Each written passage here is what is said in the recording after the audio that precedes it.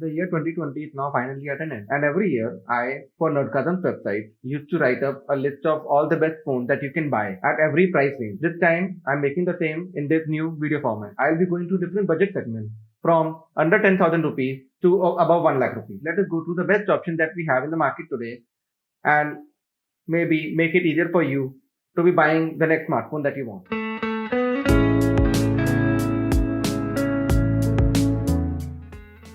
I'm starting with the budget segment 0 to 10,000 rupees. Here I have 4 options for you.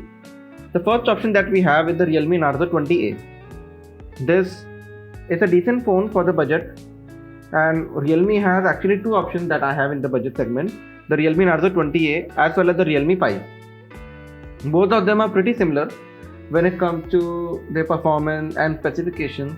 Both of them even have the same processor, the Snapdragon 665. The major difference that I can see, the Narzo has a triple camera setup compared to the quad camera setup in the Realme 5.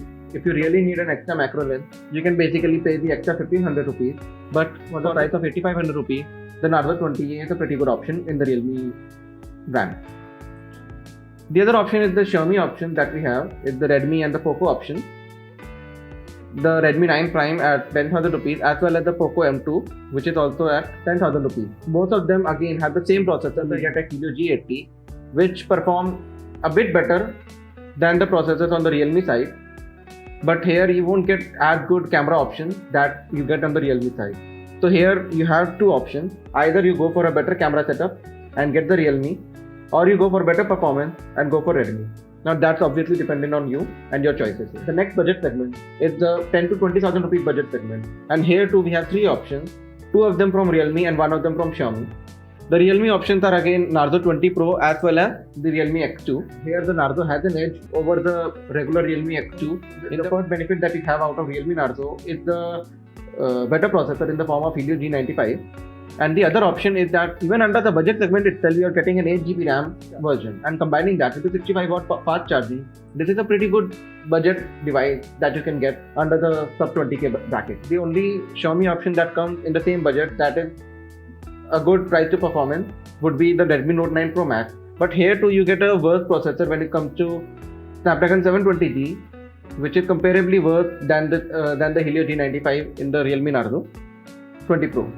So I would suggest that the best phone you get here is the Realme Narzo, and it's like a perfect overall bang for your buck device in this bracket. The next budget segment is the 20 to 30,000 budget segment, and here you have 2 really good options, one from Realme in the form of X3 Super Zoom and one from Redmi in the form of K20 Pro. Both of these phones have the last generation flagship Snapdragon 855 processor, and both of them perform really well for the price. The only difference again here is the camera. So if you want a better camera, go for a Realme phone. But if you really like the MIUI interface, then you can go for the Redmi option here. Moving on to the 30 to 40,000 budget bracket, here you will find the biggest competition among all the competitors here. So here you can have an option from one of the best cameras in the industry to one of the best overall phones in the industry in this budget.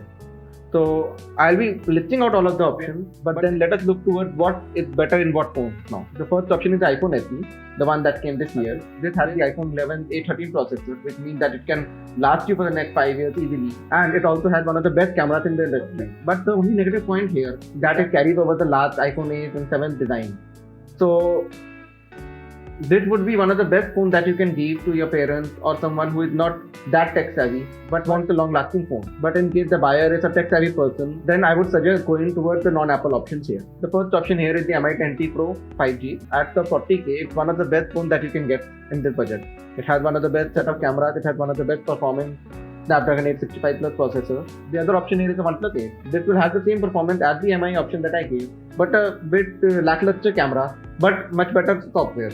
So it's dependent on what preference do you have in terms of what you want in your phone. Another option that I have here is the IQ3. IQ is a brand from Vivo, and I would say that if you do not care about the brand value, as well as if you are on a tighter budget, as I mean not closing over to the 40,000 budget but near to the 30,000 budget, then this will be a really good bang for the buck. It has the same processors as the other option that I listed, but it comes at 32,000 instead of 40,000 rupees. The final option here is the Galaxy S20 FE, which stands for the Fan Edition. and this basically is the Galaxy S20 in a plastic body.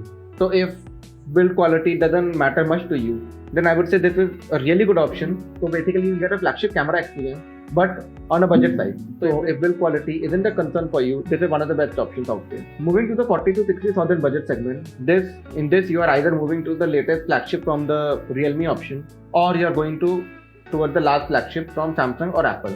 So here you have either the Realme XT Pro, which is the flagship option that is provided by Realme. It's a pretty good bang for the buck. It has the Snapdragon 865 Plus processor, and it has a decent array of camera. But if you want a better software and camera experience, then I would suggest moving on to the next two options that I will be giving you. The next option is the Galaxy S20. This basically is the non-ultra flagship from Samsung for this year.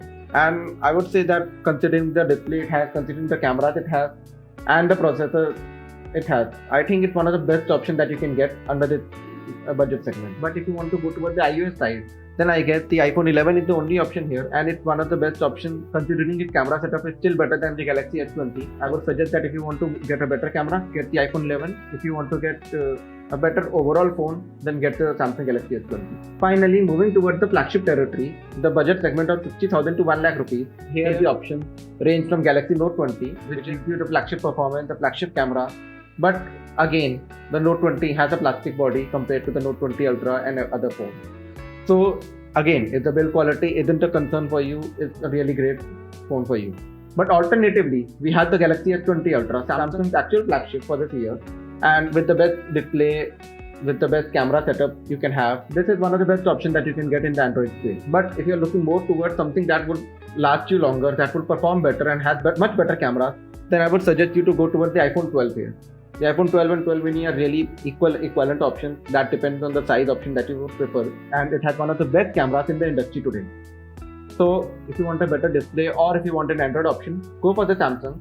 But if you want a better camera, a longer lasting phone, and a better performing phone, then go for the iPhone. The last option I will have is for those who want something different, something not ordinary, and for that it's the Galaxy Z Flip. This although contains last year's flagship processor, it's still a pretty decent performing phone, but the best thing is about it's the foldable, and if you need something flashy, this is the best option you can have. Finally, moving on to the flagship of the flagship, the Ultra, the 1 lakh plus one. Here the options are pretty obvious here. If you want the best of the best Android phone today, you have the Galaxy Note 20 Ultra 5G. If you want the best of the best iPhone today, you have the iPhone 12 Pro and Pro Max. And if you want something flashy, again, you have the Galaxy Z Fold 2. I hope that this list that I have created for you would be helpful to you in case you are looking out to buy a phone right now or in the future few months. Just note that within the next 3 to 4 months, again, there will be new flagships coming out. But for the budget segment, the list is pretty much what I have right now here. All the best if you're buying a new phone now. Also, please don't forget to like, share and subscribe here. If you have any comments, please comment down below. Thank you for tuning in. See you in the next episode.